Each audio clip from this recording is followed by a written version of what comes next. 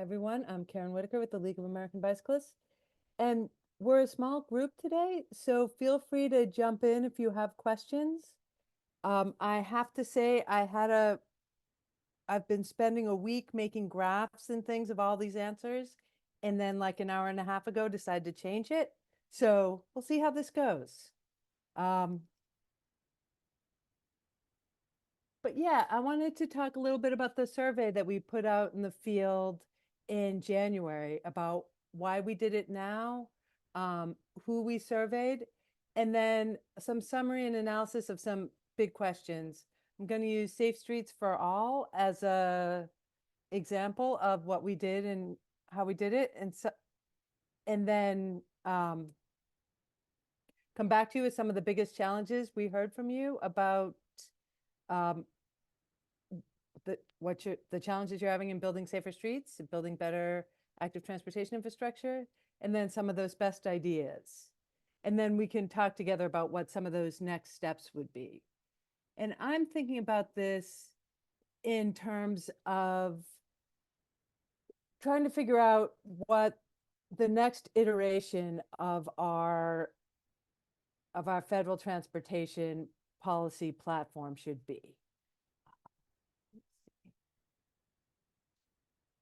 So in 2021, at the end of 2021, Congress passed the Infrastructure Investment and Jobs Act, or the Bipartisan Infrastructure Law. I generally refer to it as IIJA, but it's the same bill. Democrats like to call it the Bipartisan Infrastructure Law, particularly the administration. Congress likes to call it IIJA because that's what they named it. So that's the back and forth. We're about halfway through the 5-year period. It passed in 21, expires in 26. And most of the changes in the bill have been implemented. So for one, this felt like a really good time to say, okay, what's changed and how is it working? The other reason is that the Congress that gets elected this fall will be the one that drafts the next bill. And as soon as they get elected in November, all the advocacy groups, including the League and our partners, we want to have our agenda ready in January, and in our case in March for the summit, with what our priorities are and what we want to push. So what we wanted to know is sort of what results people are seeing on the ground, what challenges still remain, and what ideas for what should happen next. So when I think about creating the League's policy platform, we start with our community, talking to people in the bike ped world. We did the survey. I've done some focus groups with the state coordinators. I've also worked with APBP, which is the Association of Pedestrian and Bicycle Professionals, and their policy group, and done webinars for them and get their focus groups. I'll be asking for feedback as we go through on sort of what are you seeing, what are the limitations? We'll then talk with some of our national partners. Some were already doing this with sort of Safe Streets for All, Transportation for America, advocates for highway and auto safety, groups like that, environmental groups as well. And then we also talk to congressional leaders. What are they interested in? What are they hearing in their communities? And while this looks like it's just one circle, it's really sort of a spiral that goes around and around and around until we settle on what we really want to be our priorities. And when we're thinking about that for the League of American Bicyclists, we're specifically thinking and trying to answer these 4 questions. What will most help communities become more bicycle and pedestrian friendly and is achievable? One of the things I think that may make us different from some other groups is, yes, we see the big vision, but I really want to know what we can do and actually get in the bill and focus on that. So we start broader, we start with that vision, and then really get down to what we know we can pass. We're also looking at where do we have the expertise and influence comparable to other stakeholders? Where can we add a new voice? And where can we play a supporting role? And so those are things like, so when it comes to vehicle safety standards or automated vehicles, we're not going to be the lead on that, but we might be the lead where it comes to bicyclists and pedestrians. and things like that. When we're thinking about ADA, so the disability law and what's required for that, that is something that we're very supportive of because we know those changes affect everyone who's trying to make active transportation work. But we're going to look to the groups that are focused on disability to lead on that because that's where they have more expertise than we do. And sometimes, like, we are adding a new voice that they don't expect to hear us on, maybe car safety standards or something like that. And then there's things on the environmental side where we're going to play a supporting role. We may talk about it. It may be a reason for doing what we're doing, but we're not going to be the ones writing that legislation. We're going to look to our partners in the environmental world to do that. So who did we poll? We did a couple of different surveys. The first one we did was to our members and supporters, and this one went out on our e-news. It went to our action alert list and went to our LCI list, our education instructors. And to that group, we asked what they were seeing in their community, what they would like the league to focus on, and what ideas did they have for things we should do or issues that we hadn't identified that they didn't see us working on. A little bit about this group. We asked them how much they bike and what they primarily bike for. You can see more than half can bike regularly for recreation, and a little less than half bike regularly or daily for transportation. But they're also a really active group. Over 50% have contacted a state or local official and a member of Congress. They're also supporting their state and local advocacy groups, and they're attending local events. And even 25% serve on a bicycle pedestrian advocacy committee, which is a pretty big commitment. So they're a really active group. We also surveyed a number of professionals, and we worked, like I said, with the Association of Pedestrian and Bicycle Professionals on this. So this was 2 different surveys. One that went out to state and local advocacy organizations, to their policy people or their executive directors, their staff. And the other, I'm thinking about as practitioners. So that's APBP. They also sent it out to the American Society of Landscape Architects, who use the same funding sources. And on these surveys, they're mostly the same. We asked a lot of questions about very specific programs. What is working in the Transportation Alternatives Program? What's not? What have you seen in the Highway Safety Program? Particularly for the practitioners, we asked for feedback on their experience applying for grants. And then overall challenges to accessing federal funding for biking and walking. And I will say, combined, we hit 45 states plus DC, which I thought was pretty good. I haven't mapped out on the grassroots. We asked for zip codes, and I've tried to map it. It looks pretty good. Looks like we got most states, other than, again, some of these, the Dakotas are particularly noticeable. So just to give you a sense of that. A little bit about the practitioners. There's a lot of overlap. There may even be people that filled out both surveys. We also know there's some overlap between the grassroots and the advocates, because I saw in the grassroots that some people said, oh, I actually work for my local advocacy group. And like I said, this is going to be combined with some of those focus groups I did with the Summit State Coordinators and some of the work that we've done with APBP. So a little bit about the state and local advocacy organizations, or the folks that responded to this. First, I would say 75. Yeah, I'm listening. Yeah, please mute yourself if you haven't. Thanks. You can unmute if you have a question. So 75% of the people that answered this described themselves as advocates. 66%, or 2/3, picked one of the top 3 with bicycle in the title. We are seeing a move away from simply saying I work on bicycle advocacy. So we're seeing people move into pedestrian transit. One thing I thought was really interesting was this red and pink, where over 20% of the people on this survey described their work as either planning or engineering, which I think is really exciting. We're seeing a lot more state and local groups get into sometimes fee for service, but also just having that sort of expertise on staff. A little bit about the APBP survey respondents. As you can see, we have a lot of landscape architects and also planning and engineering. And like I said, the two groups bleed together. We also have some advocates there. I just sent it over. If you look at how they describe who they work for, they're 50-50, they're, well, 44-44 in terms of whether they're public sector or private sector, with a small slice for nonprofits. All right. When we ask them what size community do you work in, you're going to see that large metropolitan areas in particular are overrepresented.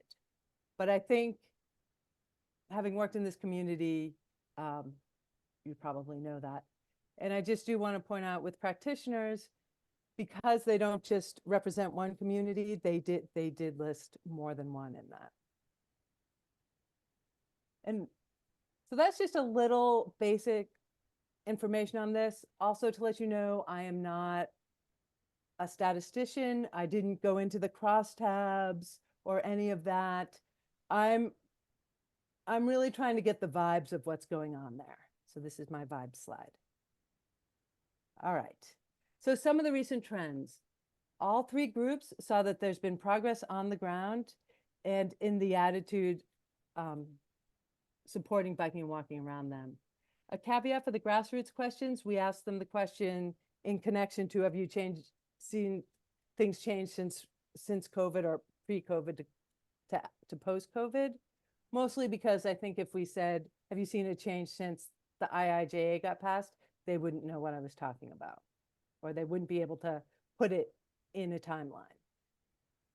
And I'm giving that as a caveat because I know, at least in my community and some other places, cities took advantage of COVID to put in infrastructure, and that might be pre-IIJA. But so for the practitioners and advocates, we asked post-IIJA. So grassroots are always going to be green. And you can see that a good 70% plus feel like they've seen some positive change in their community in the attitude and the interest towards biking and walking.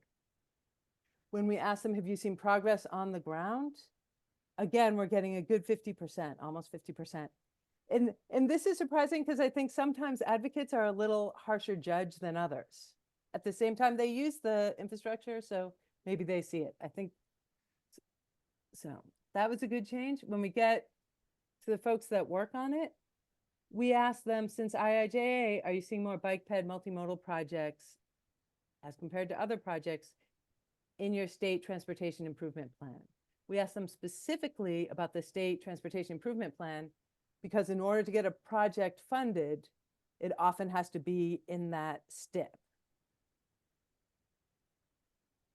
And so you can see here, again, the majority are seeing, or particularly among the practitioners, they are seeing that change, and more are seeing a change in the right direction versus going backwards.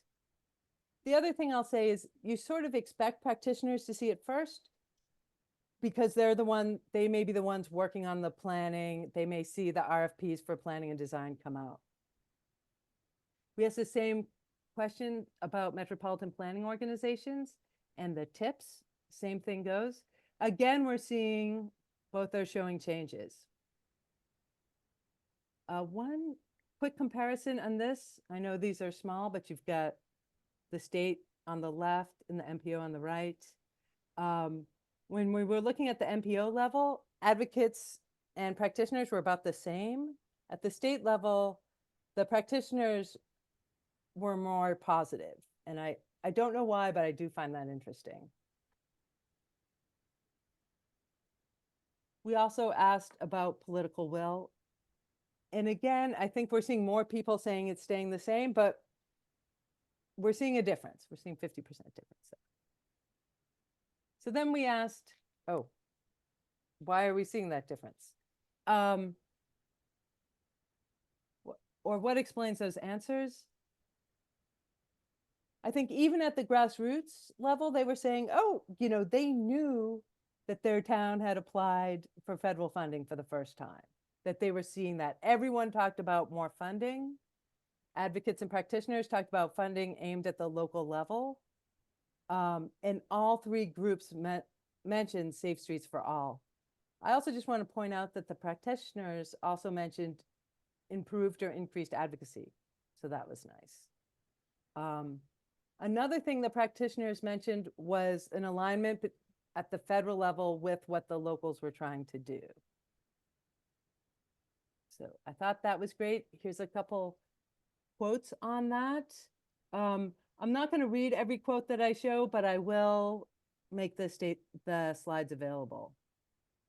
So on this one, I did want to point out this last one that said that their state DOT was trying to find a way around providing bike ped facilities on bridge projects, but that the local FHWA office provided excellent guidance to reduce that. And so that's really that coming together. And one thing we've seen advocate groups do really well is try to bring in the FHWA office to make that happen. So something just showing that that federal leadership really does matter.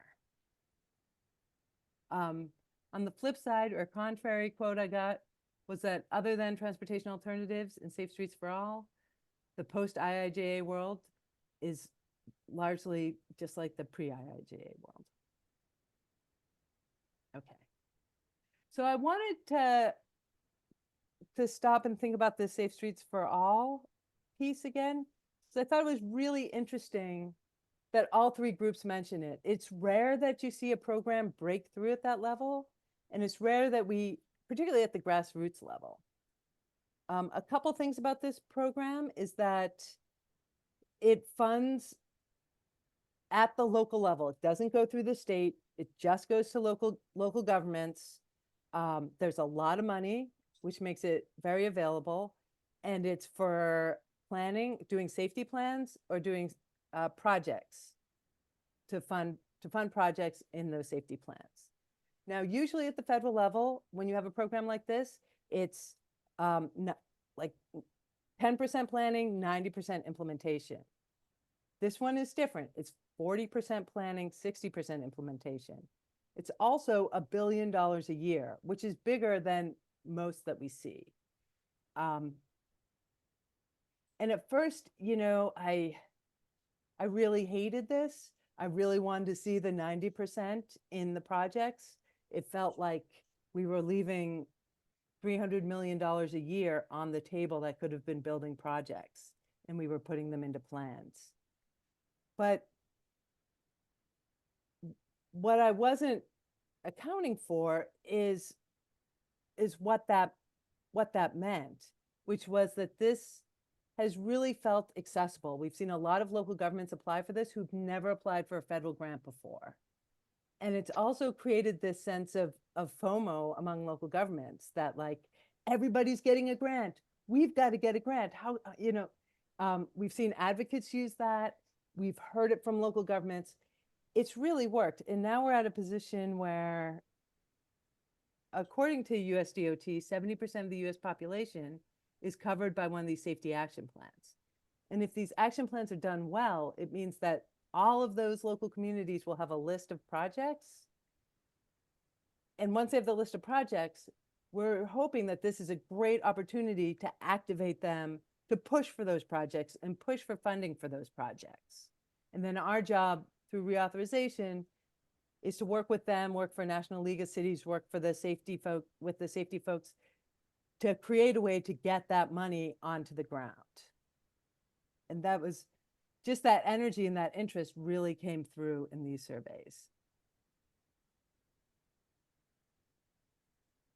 So, but one of the things we also heard is that they've had a really hard time using the money.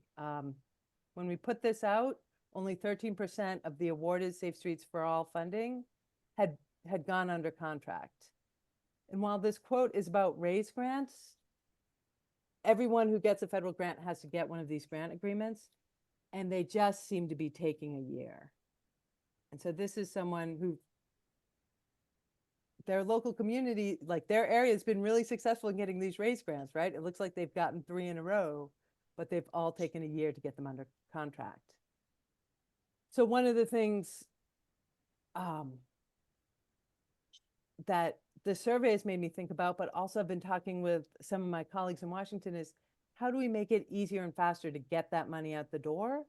And in particular, looking forward, after 5 years of all these plans, how do we actually get the implementation grant out? So one of the questions I was testing in the survey was this idea of, do we keep it a discretionary program? So every time you want to build one of those projects, you have to apply for the federal government to get the money? Or do we want to change it so that maybe a state gets an X amount of money and maybe it's an easier process where you build the project, you file to the state for reimbursement. And the only thing that we have to figure out is to make sure that the state's letting the money out and that we have a way to let someone know when the state hits its limit.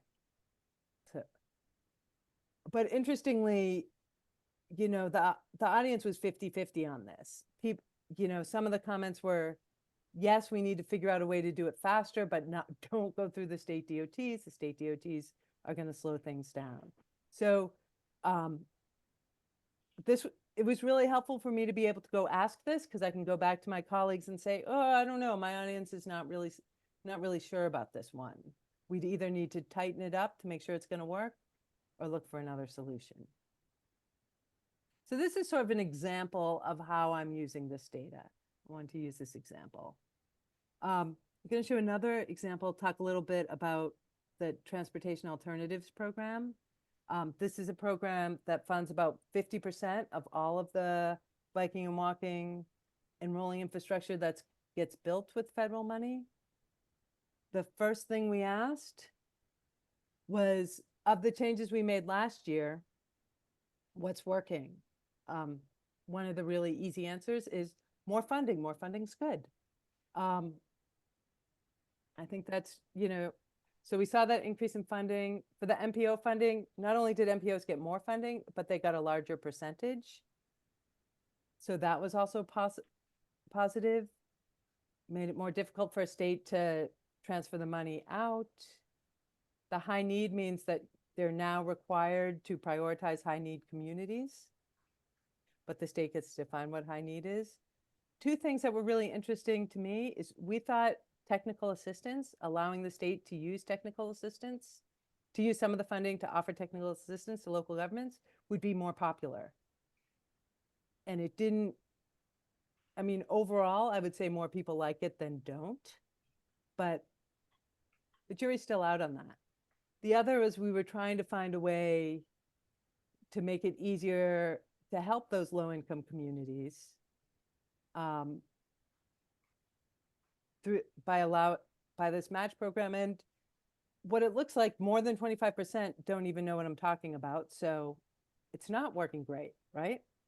Maybe 30% like it, but there's a lot of people in the middle. So that's something to think about. When we asked what other changes would you like to see? It's interesting because we were trying to reduce, on this other one, we were trying to reduce the match for low-income communities. The way we did it didn't really work. But it's still the #1 ask that people have. So that's helpful. We got to find another way to do it. This third one, trying to use safety funds to match, that one also has potential. This one, streamlining, oops, I'm going too fast the other way. So streamlining the permitting process, also a huge thing. One thing we asked, and one thing that was suggested to us, was that right now local governments have to apply to the state to get projects. And there was a handful of comments saying, just let the state DOT do it. There's always a handful of people that are saying it's more efficient if the state DOT chooses. It might go out more evenly across communities because you're not depending on a local government having that interest to apply. But when we tested it, it was not popular. So these were the challenges. These were the challenges that came up under TAP, but they also came out overall. So I just wanted to talk through these and what I'm thinking about in terms of how to address them for reauthorization. So the first is local match, where local governments have to come up with 20% of the cost. So for folks who are at the National Bike Summit, this is what the Langenkamp bill, what we're trying to do. And this would help with the Transportation Alternatives Program. It would help with safety projects, but it is limited. I realize it is limited. And we did hear from folks like, we need to help small communities across the board on all projects. And just as a note, one of the ways that we do this on the past is we look for a foothold on where we can get in and then try to grow it. So under this bill, you'd be able to use the safety money as a local match on TAP, which we saw there was support for, but people were looking for another way to do it. So this would also allow what are called proven safety countermeasures, which is infrastructure that the US DOT has tested and found to improve safety. So bike lanes are included in that, protected bike lanes are included in that, walkways are included in that. So all of those things, a state could choose to fund at up to 100%. And then finally, it would allow the state to adopt the local safety plans into the state safety plan, which would then make those projects eligible for state funding. So that's sort of where the Langenkamp bill is going. That's the problem we're trying to help address, is that issue of local match. So permitting, this is a big one. And you know, the whole time I've been working in bicycle advocacy, this has been a problem we've been hearing about. The issue, I'm going to just try to explain it a little bit first. So under NEPA, or the National Environment Protection Act, building projects, bridge projects, transportation projects, other projects have to go through this NEPA process. If they're small projects that are supposed to have a low impact, they're supposed to qualify for categorical exclusion. There is specifically a categorical exclusion for a bicycle and pedestrian project. There's also one for projects under 5 million. There's also one for projects in the right of way. Most of the projects that we care about hit all three, or a lot of them hit all three, most of them hit at least one. So you'd think we would have a way around that. There's nothing we can do in NEPA to make it easier. And I say that because the environmental community is really against any change, and that's be very difficult for us to take on a fight against them. What has happened in transportation law is there's been this language that's been added called treatment of project language that says that most highway programs, and there's highway programs and transit programs. So all highway programs, that's all roads. They require that those projects are treated as if they are federal aid highway projects. That's the problem, right? It's not NEPA itself. It's this other language that they have to be treated as federal aid highways. It's there to ensure that all these projects are hit by labor laws, by the Davis-Bacon laws. Funny thing is, transportation alternatives is actually exempt from Davis-Bacon. Doesn't matter, because the language says we have to be treated by federal aid highway projects. State DOTs read it to mean they can't just simply implement a categorical exclusion. So we've tried to address this a number of times. One of the things that US DOT is doing right now is they're allowing MPOs to to take a project, once they've decided they're going to spend money on a project, to flex it from the state DOT to a transit agency, because the rules on transit are different. They don't have that federal aid project. We think it's working. We've seen it worked before. This was just put in 2022, and we're waiting to see the results. That's great if you are in an MPO, but it doesn't hit the more rural areas or the smaller communities. You basically, a bike project has to be within 3 miles of a transit stop in order for this to work. Some other things we've tried, the INVEST Act included alternative language to meet the labor needs in removing the treatment of project. We might be able to try that again. FHWA has done this report. You know, I just was recently talking with the EPA. Can we do a training or make an agreement, an MOU or something with state DOTs? We're looking for ways to do this. We might try this. We might try to do some language. It may not, you may not see it in our reauthorization package because the best way to handle it might not be legislation. But we are aware of it. I heard you. I know it might feel like you're screaming into the void, but we are trying to work on it. Another thing that we heard was, you know, just a lot of frustration from people who are working, particularly in the smaller communities or living in the smaller communities. And by small, I don't mean just like the under 5,000. I mean the under 50,000 population, that they just like, you know, if they're advocates, they're going to their local government, they're asking them to apply for programs, and they're hearing like, we don't know how to do it. We don't have the capacity. We don't have the staff. Or maybe as a second quote, they have some political will, but they don't have the know-how, and they don't know how to access that technical assistance. This is something that we pushed for and we got in transportation alternatives, like I talked about before, that we had hoped would have a better response. It's also something that this US DOT has really been pushing. So it was something that we tested.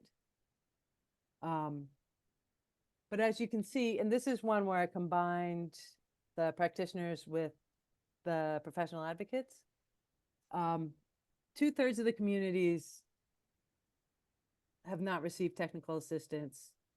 The majority who have gotten it through transportation alternatives. Got a few that have gotten it through thriving communities, a few that have gotten it from others, some from EPA actually. So the overall finding was that local governments, they do want it, but they're frustrated. Let's see, rural and small communities, they want, and one of the reasons they want, or one of the things they heard, like, we do have ideas on what we want in our community, but like, we have no say. The state just comes in and they say, hey, we're going to build this. And, you know, we don't have the expertise to say, we don't want it like this, we want it like that, or we can't push back when the state says, no, this is the only way to do it.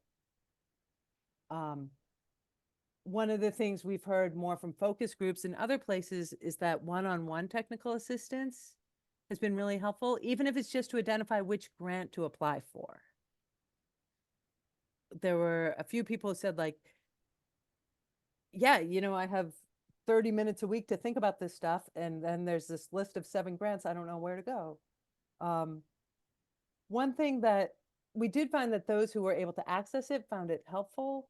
One thing DOT is doing is that if you apply for a Safe Streets for All grant, if you've made a good effort, if you've been able to write a narrative that expresses your desire to want to improve the safety, they will help you get through the application, but you have to apply for it first. And so a lot of these rural folks or advocates in rural areas were saying like, that's too far down the process even. Just, again, I'm not going to read all these, but most of the people who've used the technical assistance have used it through webinars and websites, sort of that general. They're not getting that specific. It's also that it's been really hard, even those who've reached out to their local FHWA, that And the way I see this is DOT thought, oh yeah, this is a good idea. They didn't realize, they got overwhelmed by the requests. The other thing in terms of transportation alternatives is if your state runs a good transportation alternatives program, they're probably good at technical assistance. If they're not helpful on TAP in general, they're not helpful on technical assistance. Not that surprising, but something we need to work through, need to think about. And then I just want to share this. This is sort of the flip side of those folks who would rather see a lot done at the state level, where, let's see if I can do this. Okay. It's the epitome of the inefficiency and well-intentioned waste that defines our system of federalism. In other words, all the people being paid to do the handholding or technical assistance in grant administration at every level of government could rather be employed in roles at the state and federal level to, get this, just do the projects. No grant applications, no grant administration, no grant-induced gigantic administrative bureaucracies. Instead, employ all those people at state and federal agencies to just do the projects. And to have it be data-driven, equitable, and transparent. I think it's that final line that makes the rest of it difficult. I hear the frustration, but I think that's why we've moved it to more of the local control. All right. And then the other one is right after that quote is a lot of folks still see their state DOT as resistance, particularly the folks coming from the big city areas or the urban areas, that the state DOT is the biggest impediment. And again, of course, a small minority of voices. Some of the things that were suggested was both to keep the funding for Safe Streets for All directly to local governments, give more funding that way, push safety funding that way, require the state to absorb all of the Safe Streets for All plans into safety plans. And another one, allow MPOs to combine funding from small programs. So if a metropolitan planning organization is getting a little bit of TAP and a little bit of carbon reduction and a little bit of, I don't know, something else, can they just put all that together to a project? So some MPOs sort of do that already. But again, it's that idea where they want the MPOs to do it, but they don't want to give that same thing to the state. Some of the things that we're talking about in Washington, is there a pilot project we can do that goes directly to local governments, where maybe local governments over a certain size, or maybe it's an opt-in that they just get certain funding directly, but then they're responsible for all of that grant administration? Or is there another way to suballocate the funding? So say more money has to go to MPOs, or more money has to go directly to communities that have a population between 50,000 and 200,000. We want to see some of that. I've written carbon reduction program there because a lot of that is suballocated. More than half of it specifically has to go to like rural communities or small communities or urbanized areas or MPOs, all of which have different definitions. But we're seeing state DOTs have a hard time getting that money out. So we're thinking about that. We're talking to local government groups. What's a way that we can see something like this happen? And then this is maintenance. This is something the first time it's come up on my survey here, but I've been hearing more chatter about this, and it's really helpful for me to hear it from all of you, because when I bring it up to the US DOT, they're like, nobody else talks about this. So it's helpful to hear that. This picture, it's from the Seattle Times, but it's a picture of a pedestrian bridge in Detroit.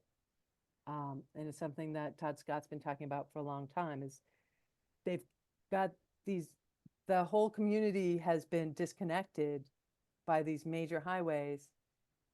50 years ago, they put these pedestrian bridges on them, but they haven't maintained them, and now they're falling down or they're dangerous. So how do we do this? And I think it came from advocates and grassroots because they say they're hearing from their local governments that it's an argument against building more facilities. We can't build more bike lanes because we have no way to maintain them. Under current rules, federal funds go for capital, not for operations, and maintenance is considered operations.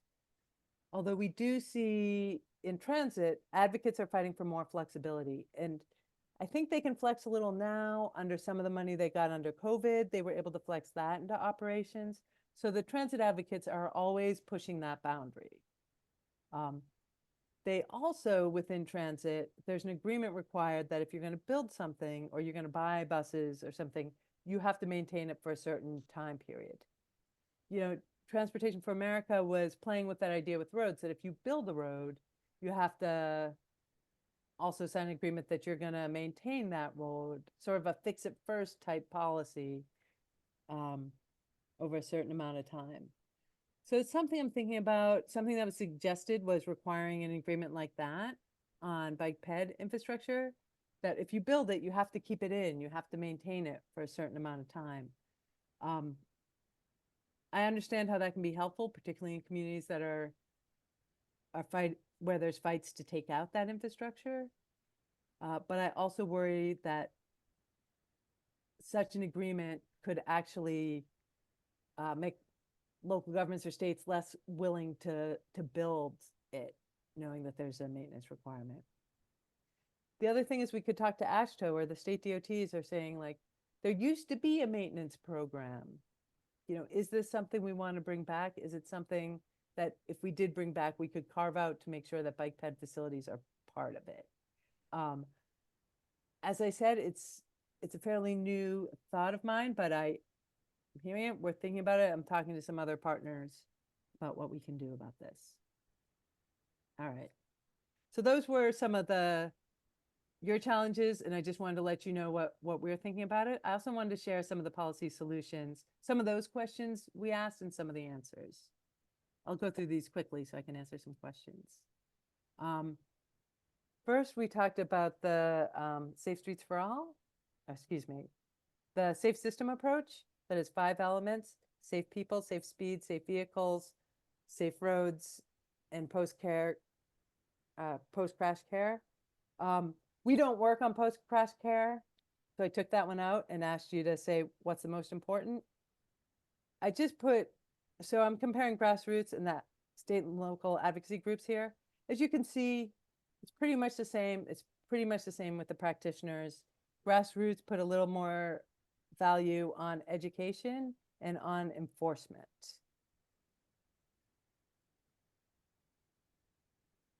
We then asked, what's the most important infrastructure policy for us to work on? Not surprising, everyone thought on-street facilities. We see speed come up, reducing speed through infrastructure come up, and underserved communities.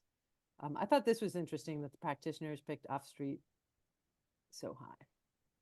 And I will say, these at the end are things that, while they didn't rate high here, there was also some understanding that if we don't work on them as a bike community, nobody else will.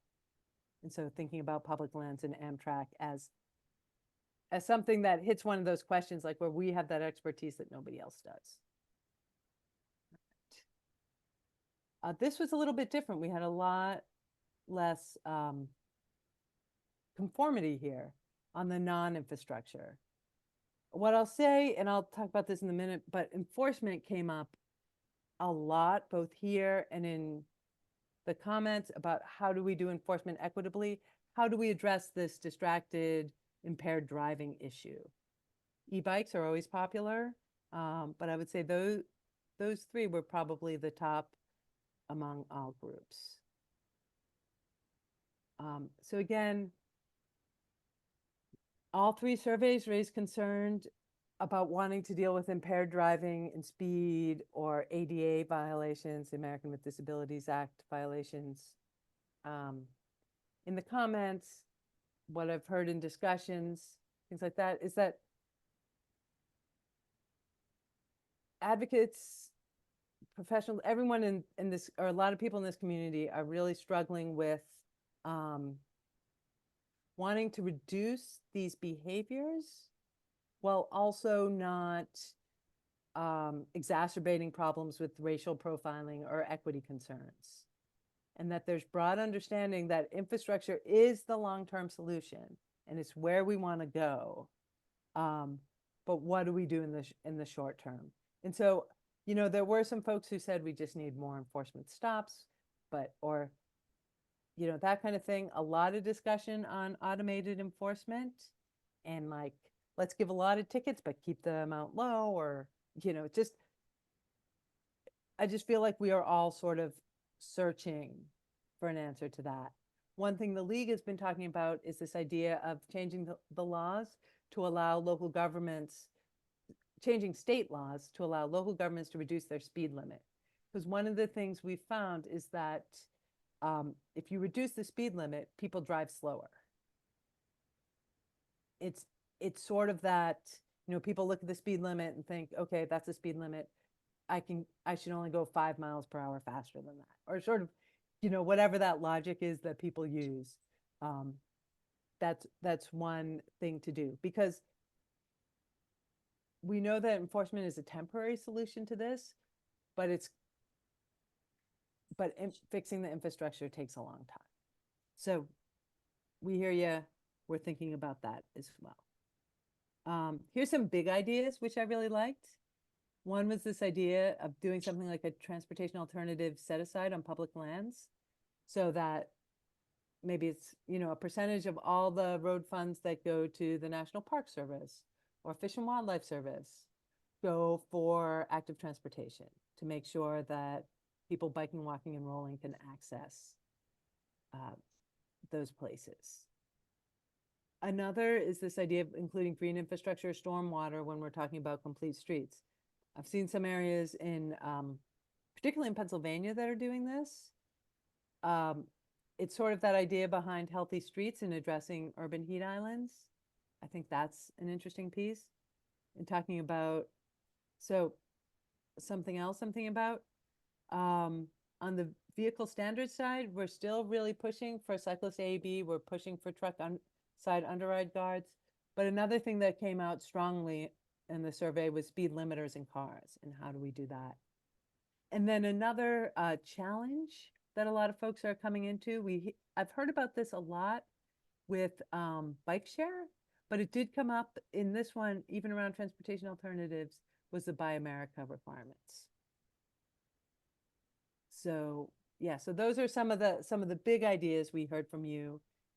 If you put in a specific question and you're waiting for a response from me, I will get to those. It's, we have about 1,000 responses to these surveys combined, and I'm doing a lot of thinking as I'm going through them. But once I have the answers to the questions, I will send them out to everybody. All right, so those are, yeah, some of the ideas we've heard. Interested in hearing your questions.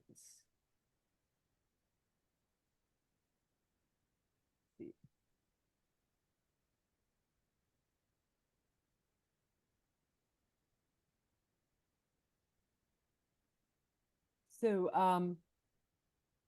I did get one question that was about the Safe Streets for All, and whether people wanted to see it go to the state DOT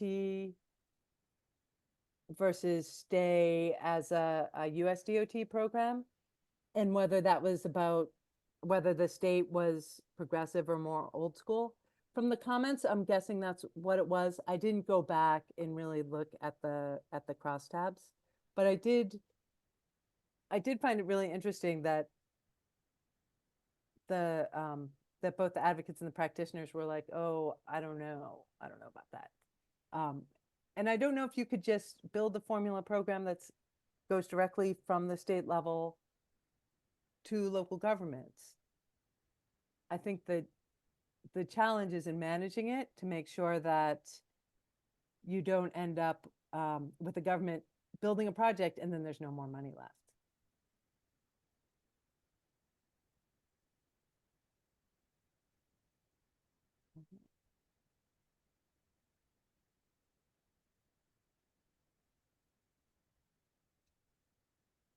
So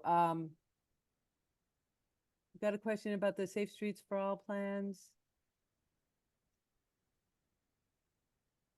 Oh, do they supersede existing plans and project lists? I think is the question. So if they're a local plan, I think that's up for the local government to decide. But in order for the projects to be eligible for the implementation funds under that program, they're going to look at the Safe Streets for All plan because that'll be certified from the federal government. And I think that you'll see future legislation around that Safe Streets for All program that may make all those projects eligible for the safety plan, or there'll be a second iteration of Safe Streets for All that would be helpful. Also a question on toll credits. So it was, have we considered that as an opportunity to advocate for use of as a local match in states with toll credits? Sure. So states that have toll roads get a credit from the federal government, and they can use that credit as local match to federal dollars. They can use it, I think it's even a 1-for-1. And I can find that, so if your state does have toll roads, that is an option that they can use as local match for transportation alternatives projects or other projects. We've seen New Jersey does that really well. We've seen some other states do that well. So that is something to consider, and it doesn't cost your state DOT anything. So yeah, I will look for a list of that. Some states also have unused safe routes to school money, and so they could use that for safe routes projects, and that's 100% federally funded, and that has to be used for active transportation projects. So that's something else to check in with your state DOT on. Yeah. So on the toll credit, the question was, it's up to the state how they use it and how they control it. That's true. But it is something that you can advocate for.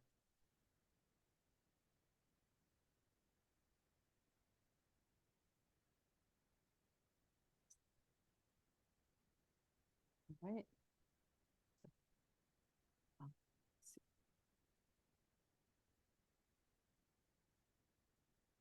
So comment, don't think that the league can do much on the Buy America issue. Yeah, I would say that that is one of those issues where we might like sign on to another group that's leading on it. That is not something we would lead on.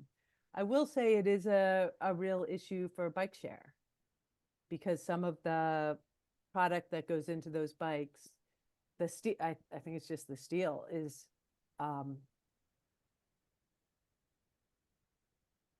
has to follow that or get stuck in that Buy America. And I know that that has been an issue for them.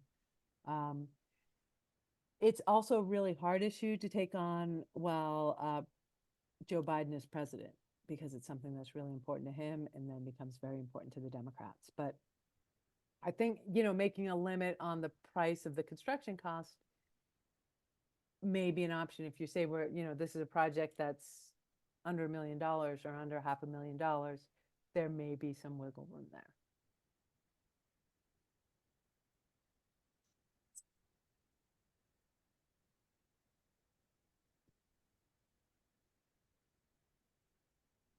And we will make the slides available.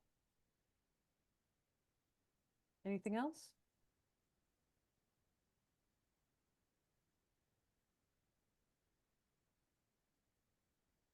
All right. Thanks, everybody. Have a great Tuesday afternoon. Thanks, Karen.